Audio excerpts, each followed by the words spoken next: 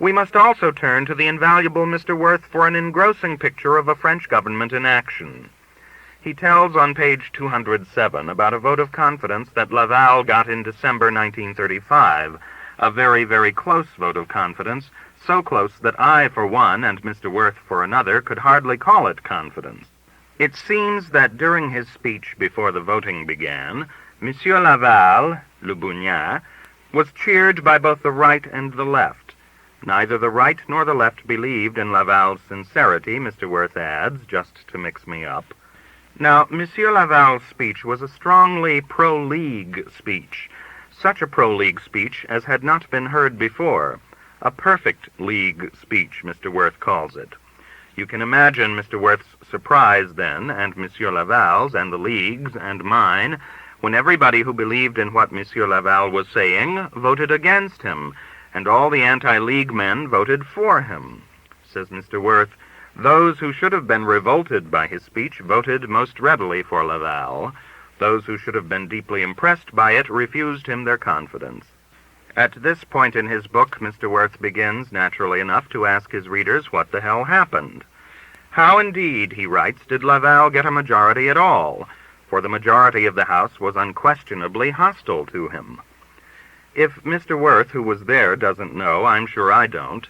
He sets down, however, 5 possible reasons for Laval's majority, which was 20 votes, and the last 2 reasons are rather interesting. It seems that 6 deputies who voted against Laval were counted as voting for him. Furthermore, there is a drawer or a shelf or something in the Chamber of Deputies, which Mr. Worth says is known as the armoire à confiture, or jam cupboard. In this drawer or on this shelf are kept the blank ballot papers of half a dozen chronic absentees. There are always 6 or 8 deputies who never attend the sittings of the Chamber at all, on the ground that there are so many more interesting places to go in Paris. Well, it turns out that in a great emergency, the government can get these ballots and cast them for the government. This is an old French custom and persists even though the deputies who stay away and whose votes are cast for the government stay away because they are mad at the government. In closing, let me tell the story of one French politician who was driven crazy by it all, became suddenly foolish, as the French say. This was Monsieur Paul Deschanel, who was elected president shortly after the war. Clemenceau had expected to be elected, and when they picked Deschanel, a man whom Mr. Worth describes as colorless, Clemenceau retired to private life, very sore at everybody. But he was to have his revenge. Monsieur Deschanel had not been in the Élysée Palace 2 days before he began climbing the trees and bathing in the fountain. He was finally made to retire on account of ill health, although he was having the time of his life. Old Clemenceau, hearing of the bizarre goings-on, got off one of those famous French political quips. Alors, he said, they thought they were going to get an idiot in me, and they got an idiot anyway. C'était une fine mouche, le vieux tigre. He was a sly dog, the old tiger. It is interesting to note that mouche, in the sense used here, means dog, although it ordinarily means fly. It also has some other meanings, which I thought might interest you. It means speck, beauty spot, a short imperial beard, the button of a foil, the bullseye of a target, a river passenger steamer, an advice boat, a spy, a parasite, a dun, an unfortunate person, impatience, anger, and a game of cards also known as loo. No wonder the French get mixed up. La FLEUR des Guides Francais. If you are going to drive a car around France, you have to get a Guide Michelin. Even if you are going to ride on trains or walk, you ought to have a Guide Michelin, but if you are going to drive, you really have to have one. This marvelous volume of more than 1,000 compact pages has been coming out every year since 1905. When it was 30 years old, it was completely reviewed in these pages, The New Yorker, but I think it ought to be noticed every 3 years anyway, for the benefit of those thousands of people just coming of tourist age, some of whom are quite nice.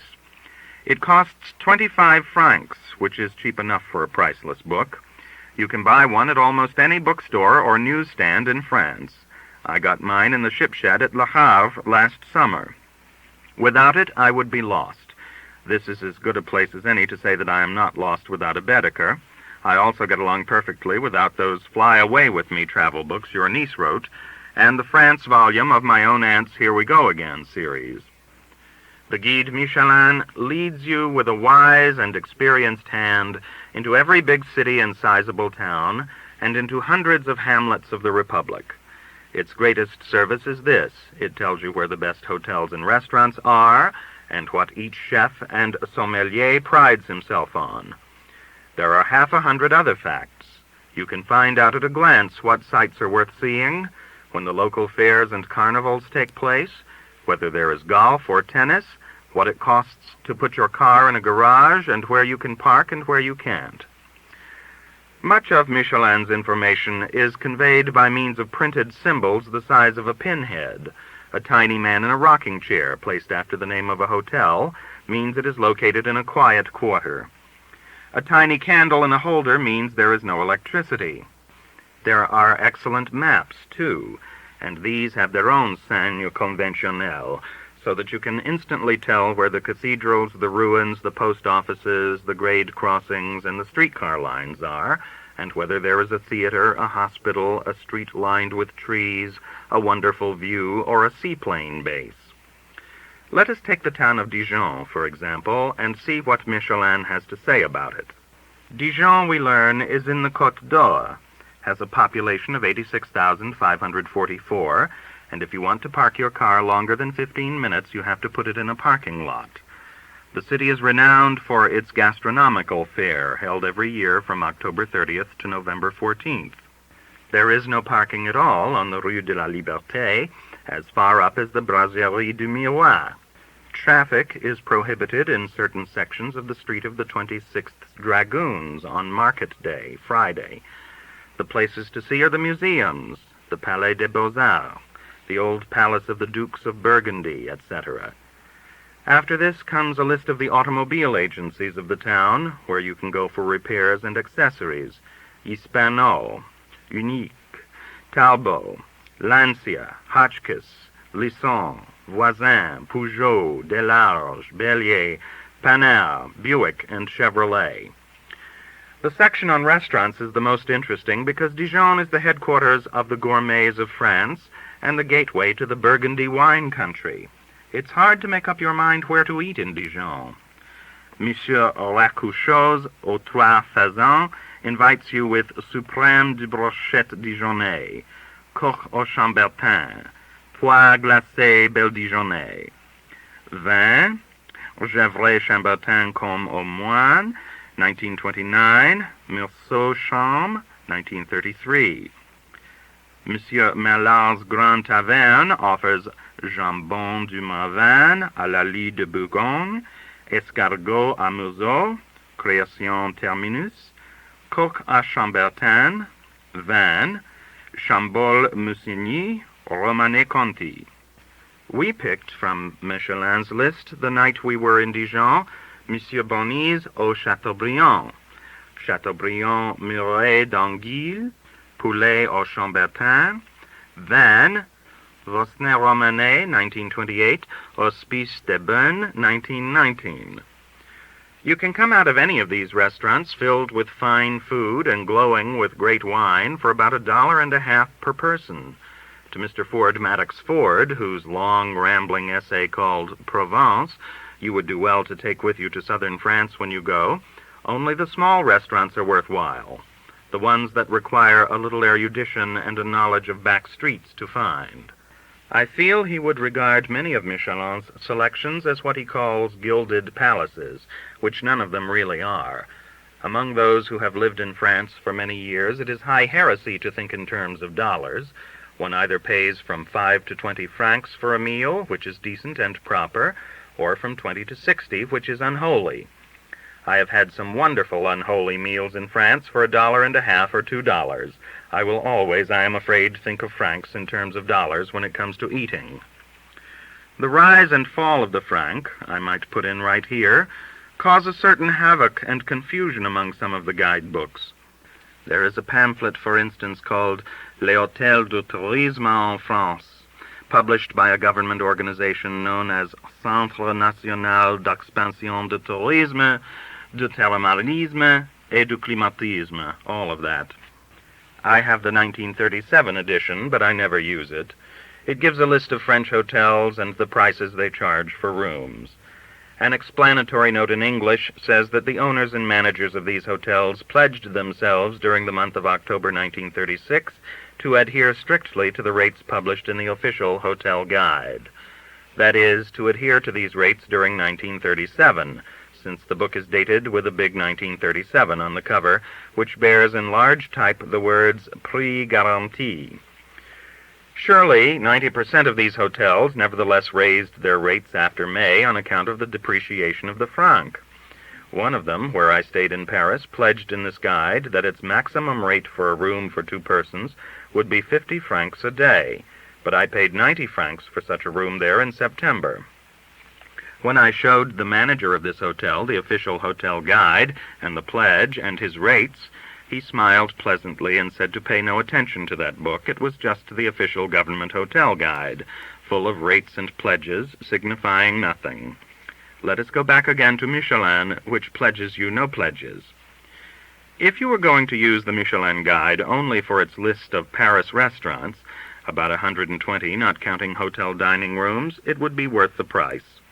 The editors use from 1 to 3 stars in grading restaurants as to merit of cooking. 6 Paris restaurants, it might interest you to know, get 3 stars. Une des meilleures tables de France vaut le voyage, le fleur de la cuisine française.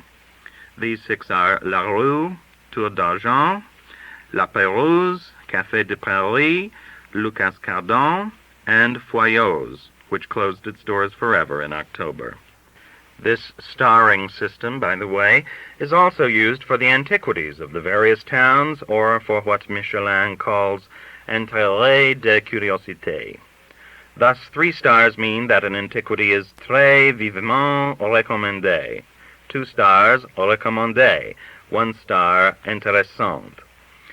If a place is merely listed without any stars, it should really be seen anyway, the preface says. As an example of the loving care and careful detail with which the guide is got up, you are informed whether a given place of interest outside a town's limit can be reached by car, and if it can't, approximately how long it will take you to get out to it and back on foot. This does not include, the preface thoughtfully adds, the time of visiting or appreciating the places of interest. Truly a wonderful, a monumental book, the Guide Michelin.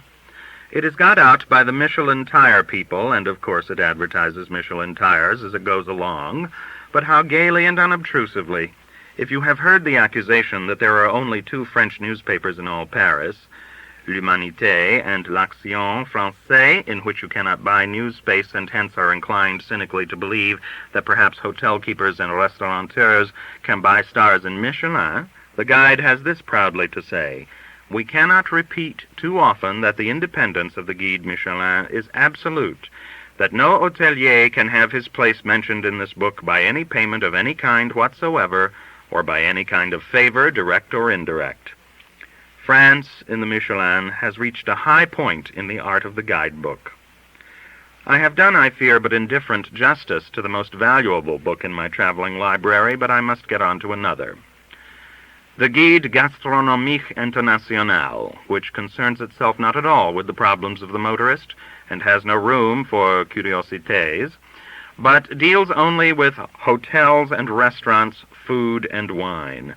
Let us first glance for a moment, however, at that enormous volume called Europa Touring, a motoring guide to Europe published by the American Automobile Association and affiliated clubs.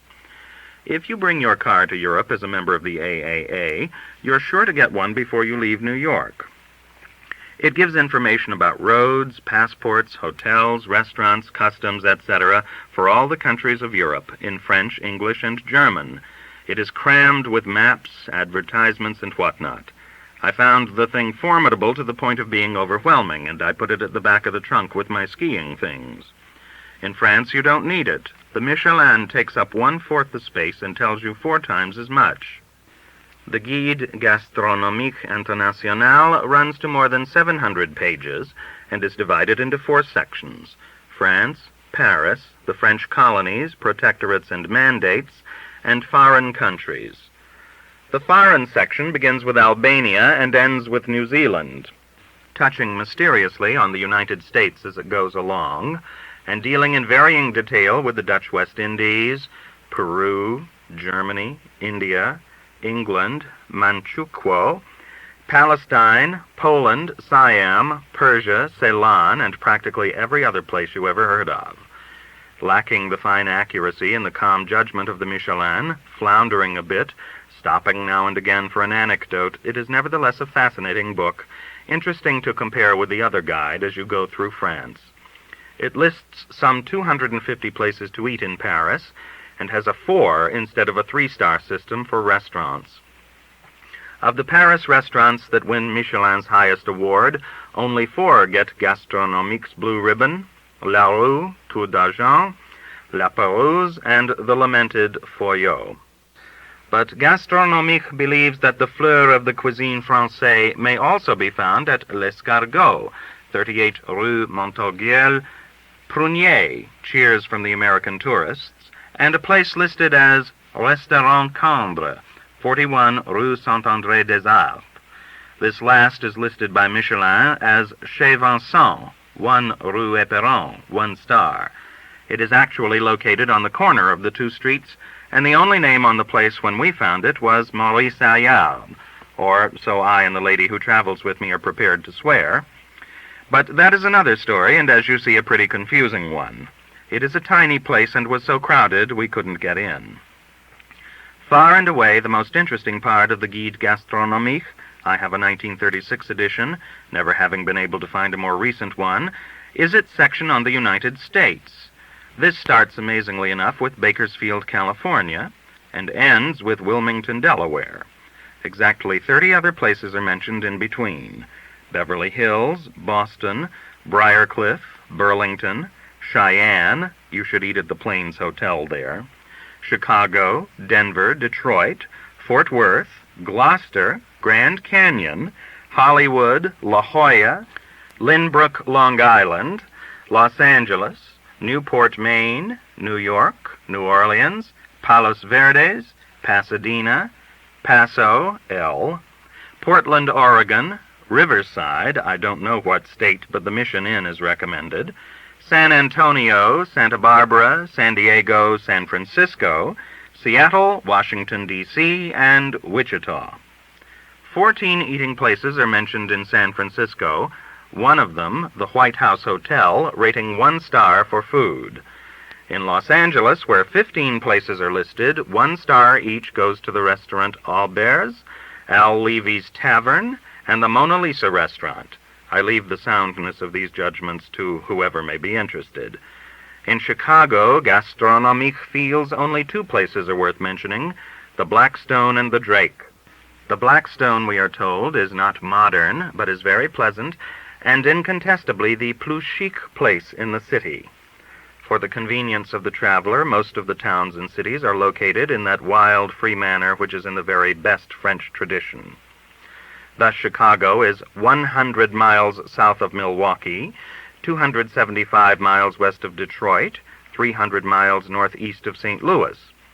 Washington is 225 miles northwest of New York, 200 miles southeast of Pittsburgh, 600 miles northeast of Atlanta. New York, in case the French voyager leaves his ship at quarantine and gets lost, is 200 miles southwest of Boston and 225 miles northeast of Washington. Lynbrook is simply opposite New York. Anyone could find Lynbrook.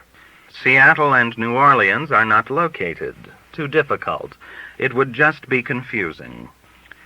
La cuisine of New York naturally comes in for the most comprehensive appraisal. 50 restaurants and hotel dining rooms are mentioned in this great city, 225 miles northeast of that very Washington, which is 225 miles to the northwest.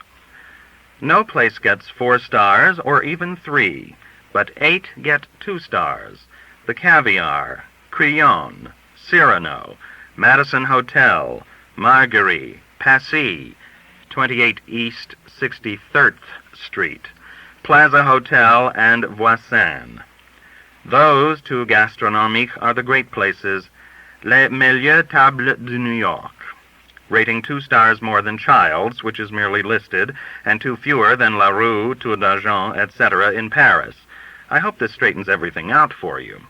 There are a number of interesting honorable mentions, no stars, among them the Hotel Blackstone, which the traveler is assured will be found at the corner of 50th Street and 58th Street, Francis Tavern, Près de Wall Street downtown, and named apparently after that great republic 58 miles east of London and 378 miles northwest of Portugal, and Horse Grill, for which no address is given, but which I have figured out must mean the Old White Horse Tavern. Its excellent steaks and few well-chosen bottles are mentioned. There may be a horse grill in New York for all I know, but if so, I've never been in it. Jack A. Charlie, 21 West 52nd Street, appelé aussi Iron Gate, does not rate a star either, but Gastronomique's spy reports that this place was le meilleur speakeasy de New York à temps de la prohibition. On y trouve toujours d'excellents vins, des liqueurs parfaits, et de repas délicieux. No star, though. The Algonquin is not listed at all, but the Prince George is, and also Manetta's, which is in Mulberry Street, and Richmond Club, which one learns is an endroit charmant with a décor sympathique. This lovely haunt of charm and sympathy unhappily no longer exists. I said somewhere that Gastronomique occasionally tells an anecdote, and I suppose I ought to quote one of them. Well, at the Hôtel de l'Europe et Angleterre in the town of Macon, the guide says, the patron will never serve more than 50 meals, noon or night, because he doesn't believe a great cook, a maître queux, can properly take care of a larger number. It seems that one day an American tourist showed up in the restaurant of the hotel after the 50 had been served, and was told that he couldn't eat there, not until dinner time anyway. In the course of the argument that followed, the American, who was pretty sure he knew how to make arrogant French patrons and chefs come to time, offered $100 for his lunch, vin compris, I suppose. The proprietor's prompt answer to this was the French for nothing doing. The rich American had to go somewhere else. I like to think that even if he had offered $1,000, he would have had to go somewhere else. There are a few things in this proud democracy, 1,100 miles southwest of Greece, that American money cannot buy. All this, I hope, may give you a rambling idea of my 2 favorite guidebooks in French. A definitive article covering the whole field of guidebooks would be a monstrous undertaking, and I hope nobody ever tries it. If anybody ever does, maybe he will summarize for me a large volume published in England, which I picked up and put down in a bookstore one day. It is called Aldor's 1937 in Europe, and a note on the cover announces that in it 37 writers guide you through 27 countries. It is bad enough, said a certain lady to me, apropos of this book, to have one writer guide you through one country.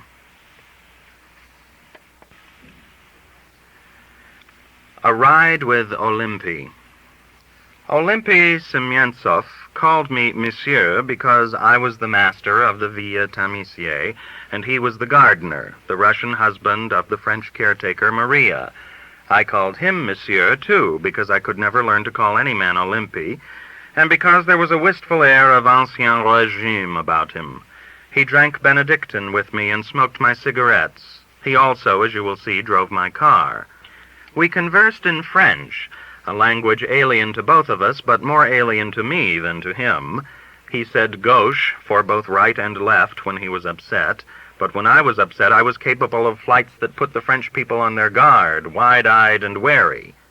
Once, for instance, when I cut my wrist on a piece of glass, I ran into the lobby of a hotel, shouting in French, "I am sick with a knife!" Olympi would have known what to do, except that it would have been his left wrist in any case. But he wouldn't have shouted. His words ran softly together and sounded something like the burbling of water over stones. Often I did not know what he was talking about. Rarely did he know what I was talking about. There was a misty, faraway quality about this relationship in French of Russia and Ohio. The fact that the accident Olympy and I were involved in fell short of catastrophe was, in view of everything, something of a miracle. Olympy and Maria came with the villa my wife and I rented on Cap d'Antibes. Maria was a deep-bosomed, large-waisted woman, as persistently pleasant as Riviera weather in a good season. No mistral ever blew in the even climate of her temperament. She must have been more than 45, but she was as strong as a root. Once when I had trouble getting a tough cork out of a wine bottle, she took hold and whisked it out as if it had been a maidenhair fern. On Sundays her son came over from the barracks in Antibes, and we all had a glass of white Bordeaux together. Sometimes the Semyontsovs' wine, sometimes our own. Her son was 18, and a member of the 6th Regiment of Chasseurs Alpins. A tall, somber boy, handsome in his uniform and cape. He was an enfant de première lit, as the French say. Maria made her first bed with a sergeant of the army who was cordonnier for his regiment during the war, and seemed somehow to have laid by quite a little money. After the war, the sergeant shoemaker resigned from the army, put his money in investments of some profoundly mysterious nature in Indochina, and lost it all. Il est mort, Maria told us, de chagrin. Grief over his ill fortune brought on a decline. The chagrin, Maria said, finally reached his brain, and he died at the age of 38. Maria had to sell their house to pay the taxes and go to work. Olympy Semyontsov, Maria's second husband, was shy, not very tall, and wore a beard. In his working clothes you didn't notice much more than that. When he was dressed for Sunday, he wore a fine double-breasted jacket. You observed that his mouth was sensitive, his eyes attractively sad, and that he wore his shyness with a certain air. He worked in a boat factory over near Cannes. Maria said that he was a spécialiste du bateau. Odd jobs about the villa grounds he did on his off day. It was scarcely light when he got up in the morning, for he had to be at work at 7. It was almost dark when he got home. He was paid an incredibly small amount for what he did at the factory, and a handful of sous each month for what he did about the grounds. When I gave him 100 francs for some work he had done for me in the house, he could repair anything from a drain to a watch, he said, "Oh, monsieur, c'est trop." "Mais non, monsieur," said I, "ce n'est pas beaucoup." He took it finally, after an exchange of bows and compliments. The elderly wife of the Frenchman from whom we rented the villa told us in a dark whisper that Olympy was a white Russian, and that there was perhaps a petit mystère about him, but we figured this as her own fanciful bourgeois alarm. Maria did not make a mystery out of her husband. There was the revolution. Most of Olympy's brothers and sisters were killed. One knew how that was. And he escaped. He was, of course, an exile and must not go back. If she knew just who he was in Russia and what he had done, she didn't make it very clear. He was in Russia, and he escaped. She had married him 13 years before. Et puis voilà. It would have been nice to believe that there was the blood of the Tsars in Olympy, but if there was anything to the ancient legend that all the stray members of the imperial house took easily and naturally to driving a taxi, that let Olympy out. He was not a born chauffeur, as I found out the day I came back from our automobile ride on foot and, unhappily for Maria, alone. Olympy Semyontsov rode to and from his work in one of those bastard agglomerations of wheels, motor, and superstructure that one saw only in France. It looked at first glance like the cockpit of a cracked-up plane. Then you saw that there were 2 wheels in front and a single wheel in back. Except for the engine, which Maria said was a Morgan moteur, and the wheels and tires, it was handmade. Olympy's boss at the boat factory had made most of it, but Olympy himself had put on the aile, or fenders, which were made of some kind of wood. The strange canopy that served as a top was Maria's proud handiwork. It seemed to have been made of canvas and kitchen aprons. The thing had a right-hand drive. When the conducteur was in his seat, he was very low to the ground. You had to bend down to talk to him. There was a small space beside the driver in which another person could sit or crouch. The whole affair was not much larger than an overturned cabinet Victrola. It got bouncingly underway with all the racket of a dogfight, and in full swing was capable of perhaps 30 miles an hour. The contraption had cost Olympy 3,000 francs, or about $100. He had driven it for 3 years, and was hand in glove with its mysterious mechanism. The gadgets on the dash and on the floorboard, which he pulled or pushed to make the thing go, seemed to include fire tongs, spoons, and doorknobs. Maria miraculously managed to squeeze into the seat beside the driver in an emergency, but I could understand why she didn't want to drive to the Nice Carnival in the Morgan. It was because she didn't that I suggested Olympy should take her over one day in my Ford sedan. Maria had given us to understand that her mari could drive any car. He could be a chauffeur if he wanted to, a bon chauffeur. All I would have to do, voyez-vous, was to take Olympy for a turn around the Cap, so that he could get the hang of the big car.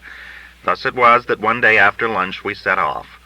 Half a mile out of Antibes, on the shore road, I stopped the car and changed places with Olympy, letting the engine run. Leaning forward, he took a tense grip on a steering wheel much larger than he was used to, and too far away from him. I could see that he was nervous. He put his foot on the clutch tentatively and said, "Embrayage?" He had me there. My knowledge of French automotive terms is inadequate and volatile. I was forced to say I didn't know. I couldn't remember the word for clutch in any of the 3 languages, French, Italian, and German, in which it was given in my motorist's guide, which was back at the villa. Somehow, embrayage didn't sound right for clutch. It is, though. I knew it wouldn't do any good for an American writer to explain in French to a Russian boat specialist the purpose that particular pedal served. Furthermore, I didn't really know. I compromised by putting my left foot on the brake. "Frein," I said. "Ah," said Olympy unhappily. This method of indicating what something might be, by demonstrating what it wasn't, had a disturbing effect. I shifted my foot to the accelerator, or rather pointed my toe at it, and suddenly the word for that, even the French for gasoline, left me. I was growing a little nervous myself. "Benzina," I said in Italian, finally. "Ah," said Olympy. Whereas we had been 1 remove from reality to begin with, we were now 2, or perhaps 3 removes.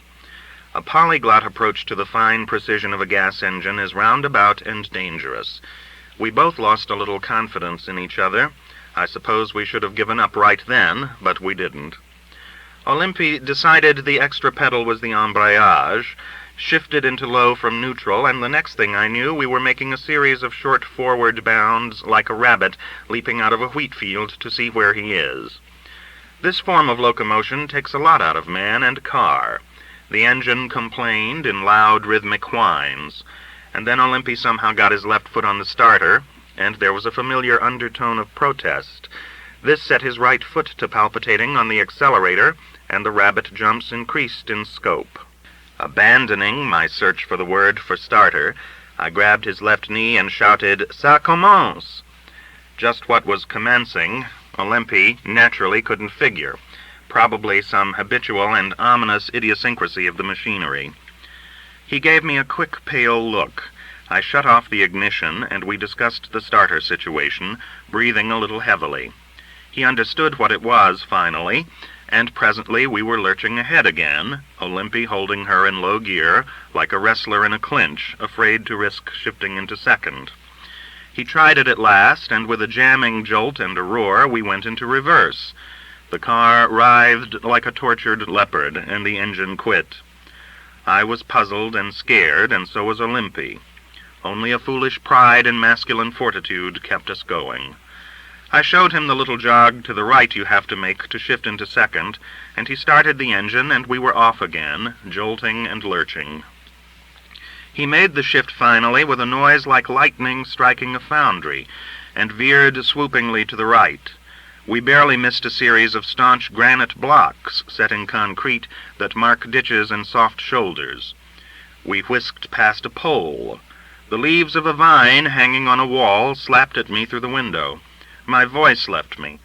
I was fascinated and paralyzed by the swift passes disaster was making at my head, At length I was able to grope blindly toward the ignition switch, but got my wrist on the klaxon button. When I jerked my arm away, Olympy began obediently sounding the horn. We were riding on the edge of a ditch. I managed somehow to shut off the ignition, and we rolled to a stop. Olympy, unused to a left-hand drive, had forgotten there was a large portion of the car to his right, with me in it. I told him, "À gauche, toujours à gauche." "Ah," said Olympy, but there was no comprehension in him. I could see he didn't know we had been up against the vines of villa walls. Intent on the dark problem of gear shifting, he had been oblivious of where the car and I had been. There was a glint in his eye now. He was determined to get the thing into high on his next attempt. We had come about half a mile in the lower gears.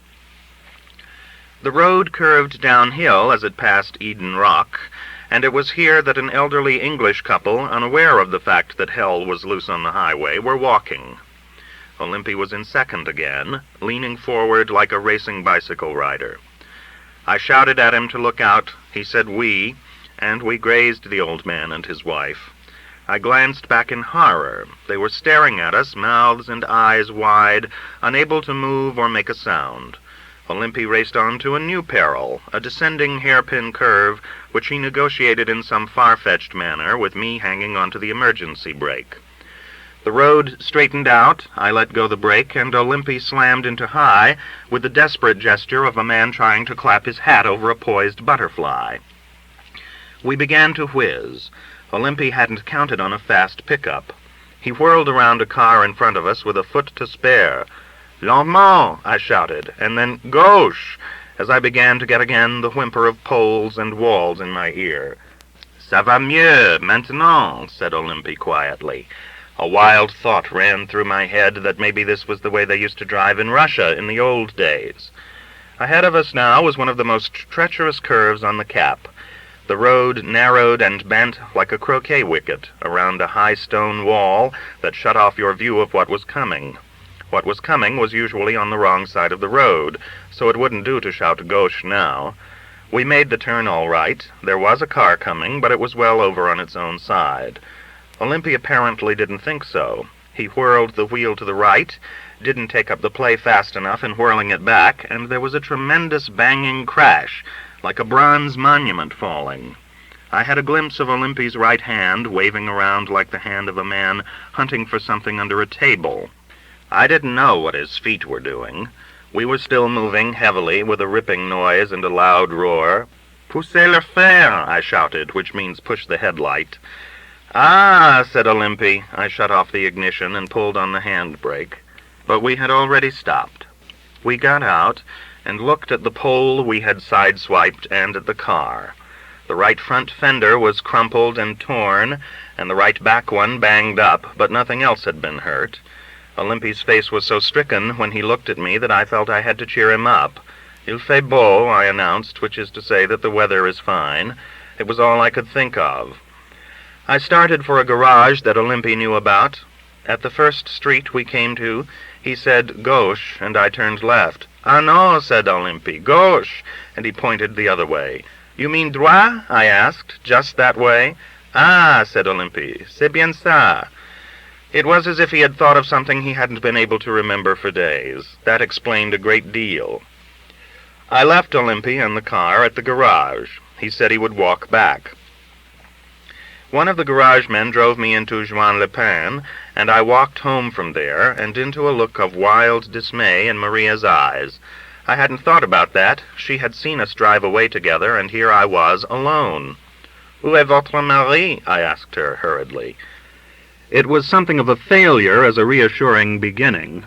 I had taken the question out of her own mouth, so I answered it. "He has gone for a walk," I told her.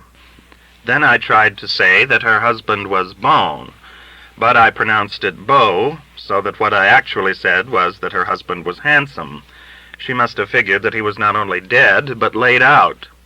There was a mauvais quart d'heure for both of us before the drooping figure of Olympy finally appeared. He explained sadly to Maria that the mechanism of the Ford is strange and curious compared to the mechanism of the Morgan.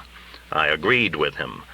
Of course he protested he would pay for the repairs to the car, But Maria and I both put down that suggestion. Maria's idea of my work was that I was paid by the city of New York and enjoyed a tremendous allowance. Olympy got 40 francs a day at the boat factory. That night at dinner, Maria told us that her mari was pacing up and down in their little bedroom at the rear of the house. He was in a state. I didn't want an attack of chagrin to come on him as it had on the cordonnier, and perhaps reach his brain. When Maria was ready to go, we gave her a handful of cigarettes for Olympy and a glass of Benedictine. The next day at dawn, I heard the familiar tintamarre and hurlement and brouhaha of Olympy's wonderful contraption getting underway once more. He was off to the boat factory, and his 40 francs a day, his $1.30.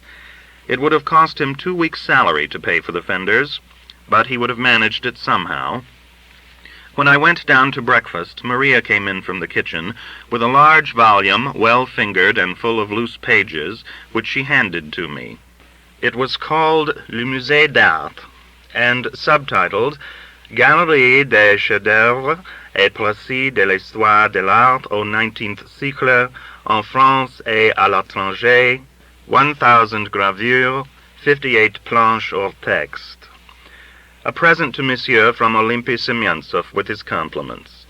The incident of the automobile was thus properly rounded off with an exchange of presents: cigarettes, Benedictine, and Le Musée d'Art. It seemed to me the way such things should always end, but perhaps Olympy and I were ahead of our day, or behind it. An afternoon in Paris.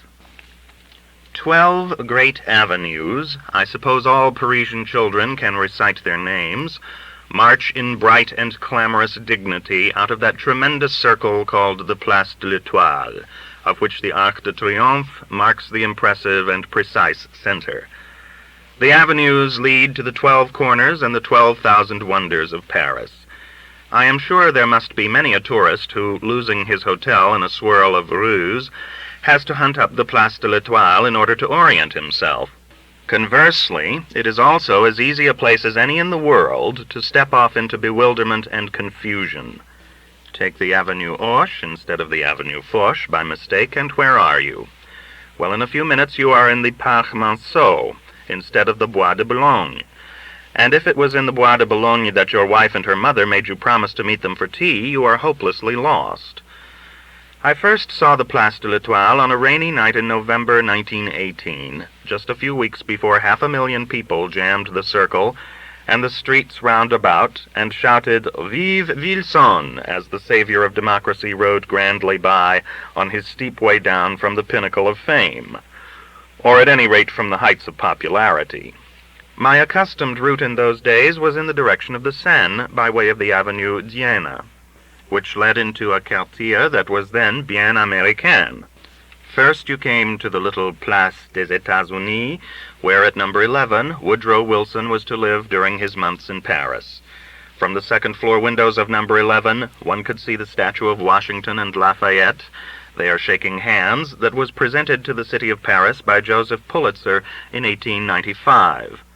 At the other end of the square, under the chestnut trees, there has stood since 1923 the monument to the Americans who died in the Lafayette Escadrille, the Foreign Legion, and the American Field Service. A little farther along the Avenue d'Iéna, you come to the Rue Freycinet, which drops down quickly to the Rue de Chaillot, in which at number 5 the Chancery of the American Embassy was housed in those days. It has since been moved to a magnificent new building in the Place de la Concorde. In front of the Ancienne Chancery, the figure of Jean-Baptiste Donatien de Vimeur, Comte de Rochambeau, raises his right hand as if in salute to the equestrian statue of George Washington 100 yards farther on in the Place d'Iéna. Washington holds a sword aloft, and I have heard it said that this sword had to be replaced half a dozen times during the peace conference days, because American doughboys and gobs were forever climbing up on the horse and wrenching the blade loose for a souvenir. The streets of this neighborhood were loud with Americans in the months after the war, for in addition to the Chancellery, the American Navy headquarters were just around the corner. United States Marines used to play catch and knock out flies in the Place d'Iéna to the amazement of the French populace. C'est bizarre, ça? And the annoyance, as fruitless as it was vehement, of the police. You could hear How You Gonna Keep 'Em Down on the Farm, and Mademoiselle from Armentières, and smiles. Soldiers and sailors, secretaries of the embassy, stenographers, and code clerks made the district as American as Pennsylvania Avenue. They all departed long ago, of course. The Chancellery, as I said, has moved, and the doors you went through to reach the Navy headquarters now lead into a quiet bar called the Pamela, which wistfully advertises in its window sidecars and Manhattans and Bronxes, but dispenses, I am sure, mainly Pernod and Vermouth Cassis. Baseballs fly no more. The streets no longer ring with song. Washington's sword is safe. The region has been tranquilly captured again by the French. I spent an afternoon there in 1937 searching for old landmarks, renewing one or two old acquaintances, finding, to be sure, a few changes. A stone tablet erected by the Paris post of the American Legion a few years ago at No. 5 Rue de Chaillot, where for a year and a half I labored, or at least fiddled around, as a code clerk, interested me. It reads, "In memory of Myron T. Herrick, 1854-1929, served his country during the World War as American ambassador to the French Republic." The word "during" here has the force of "throughout" and is quite misleading. I am sure, however, that the impression rose out of ignorance rather than malice. Malice, I mean, toward the Honorable William G. Sharp of Elyria, Ohio, who served his country during all but the first 4 months of the World War as American ambassador to the French Republic. And even during those 4 months, from August to December 1914, Mr. Sharp was technically, if not actually, the American ambassador to France. The experienced Mr. Herrick had been kept on, after his time, by request of the French government, as I remember it. Mr. Sharp toyed restlessly with his credentials in a suite in a hotel. When at the end of the 4 months Mr. Herrick turned over the embassy to Mr. Sharp, the former had already become forever famous as the American War Ambassador to France. History moved out of No. 5 Rue de Chaillot with Myron Herrick, leaving to William Sharp a little corner of oblivion. During the brief weeks that Herrick anomalously tarried, a Republican ambassador under a Democratic president, the Germans drove so hard upon Paris that the French government retreated to Bordeaux, and many a foreign representative packed up and left too. Mr. Herrick stayed bravely on. So, although no mention was made of it, did Mr. Sharp. It was reported in the French and American press that Herrick, urged to flee to safety, had gloriously said, "Sometimes a dead ambassador can be of greater service to his country than a live one." Mr. Herrick, research has shown, did not say those words at all. They would appear to have been invented by some harried journalist hunting for a striking lead to a story. Nevertheless, they helped enormously to make Mr. Herrick's fame, as legend, confer Lafayette we are here, always does. There can be no doubt that Mr. Herrick was a gallant gentleman, and that he worked arduously and late at the embassy before he surrendered his desk to his successor. But he was never in any greater danger of death than Mr. Sharp. The latter, unfortunately for his fame, was not a brilliant or forceful man. He lacked Herrick's engaging courtliness and winning manner.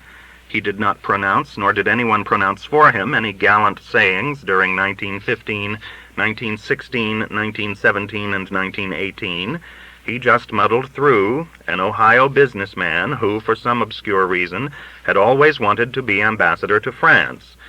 In one of his labored and pedestrian dispatches to the State Department, he reported that a German shell had landed one day in a street only 3 blocks from the Chancellery, and had killed a white horse. That dispatch has remained a little joke of the service, but it is interesting to note that no German shell ever landed that close to Myron T. Herrick. William Sharp retired because of ill health in 1919, and died shortly afterward. Nobody much remembers him. There is no memorial to him in Paris that I know of, beyond a few amusing and persistent little anecdotes. He remains le grand inconnu of the American diplomatic service. There is, of course, a memorial to Woodrow Wilson in that very section of Paris I have been talking about. This is the Avenue du Président Wilson, which crosses the Place d'Iéna just a few steps behind the statue of Washington. It was named in his honor when he was in the heyday of his popularity, but I have no doubt that if the French could quietly change the name now without causing hard feelings, they would do so. It would probably become the Avenue Gaston Doumergue tomorrow.